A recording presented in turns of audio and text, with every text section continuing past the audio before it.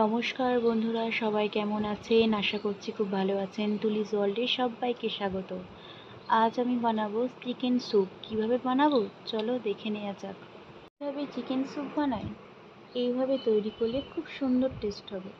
প্রথমে একটি পাত্রে কিছুটা পরিমাণ জল নিয়ে ভালো করে গরম করে তাতে আগে থেকে ভালো করে ধুয়ে রাখা চিকেন এবং কিছু কিছু ভেজিটেবলস যেমন গাজর, বিনস, ক্যাপসিকাম, পেঁয়াজ, একটু সামান্য আমি লঙ্কা কুচি অ্যাড করেছি, একটু গ্রেট করা আদা কুচি এবং রসুন কুচি, একটু পেঁয়াজ কুচি করে দিয়েছি।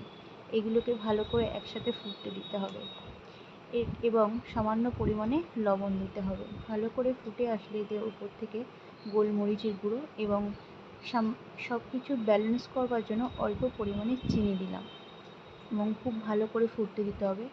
ভালোভাবে ফুটে আসলে এতে সামান্য পরিমাণে জিরে গুঁড়ো দিয়েই নামিয়ে নিলে রেডি হয়ে যাবে এই স্যুপটি। গরম গরম খেতে খুব সুন্দর টেস্ট। আপনারা চাইলে এখানে ডিম অ্যাড করতেও পারেন, নাও পারেন। আমি এখানে অল্প পরিমাণে একটু ডিম দিয়েছি, এতে খেতে খুব টেস্ট হয় চিকেন স্যুপটি। তো দেখতেই পাচ্ছেন আমার রেডি হয়ে গেছে। ভালো লাগলে ভিডিওটি লাইক, কমেন্ট, শেয়ার করবেন। টাটা।